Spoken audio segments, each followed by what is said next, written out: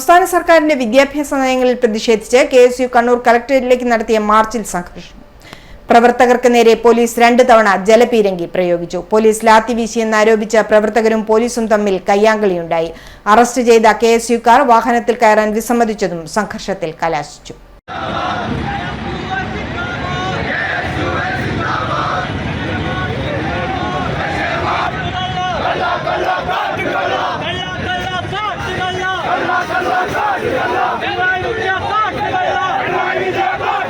ഉദ്ഘാടന പ്രസംഗത്തിന് ശേഷം പ്രവർത്തകർ ബാരിക്കേഡ് മറികടക്കാൻ ശ്രമിച്ചതോടെ ജലപീരങ്കി പ്രയോഗിക്കുകയായിരുന്നു. പ്രവർത്തകർ വടികളും ചെരുപ്പും വലിച്ചെറിഞ്ഞു. അധിക ബാച്ചുകൾ അനുവദിച്ചു. മലബാറിലെ +1 സീറ്റ് വിഷയം അടിയന്തരമായി പരിഹരിക്കുക. കണ്ണൂർ യൂണിവേഴ്സിറ്റി 4 വർഷ ബിരുദ കോഴ്സിന്റെ മുഴുവൻ സെമസ്റ്റർ സിലബസും അടിയന്തരമായി പ്രസിദ്ധീകരിക്കുക. ശനിയാഴ്ച പ്രവൃത്തി ദിനമാക്കിയ വിദ്യാഭ്യാസ വകുപ്പിന്റെ നടപടി പിൻവലിക്കുക. സ്കോളർഷിപ്പുകൾ, ഗ്രാന്റ്സ് എന്നിവ വിദ്യാർത്ഥികൾക്ക് ഉടൻ ലഭ്യമാക്കുക.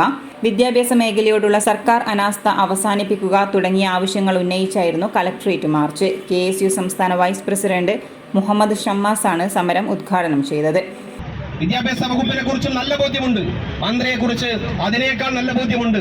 ആ രീതിയിലൊക്കെ ഈ ഗവൺമെന്റ് മുന്നോട്ട് പോകുമ്പോൾ ഇവിടെ വിദ്യാർത്ഥികൾക്ക് ആവശ്യമായ ഒരു സൗകര്യം ഒരുക്കുന്നില്ല. +1 വിഷയവുമായി ബന്ധപ്പെട്ട് മലബാർ മേഖലയിലെ വിദ്യാർത്ഥികൾ, രക്ഷിതാക്കൾ വലിയ ആശങ്കയും പ്രയാസവും പങ്കുവെക്കുമ്പോൾ പോലും അതിനോടൊക്കെ മുഖം തിരിക്കുന്ന സമീപനം ഈ സർക്കാർ സ്വീകരിക്കുകയാണ്. വിദ്യാർത്ഥി വിരുദ്ധ നിലപാടുകൾ സ്വീകരിച്ച് മുന്നോട്ട് പോകാനാണ് സംസ്ഥാനത്തെ വിദ്യാഭ്യാസ മന്ത്രിമാരുടെ തീരുമാനമെങ്കിൽ അവരെ തെരുവിൽ കൈകാര്യം ചെയ്യുന്ന രീതിയിലേക്ക് കെഎസ്യു വരും ദിവസങ്ങൾ മുന്നോട്ട് പോകും.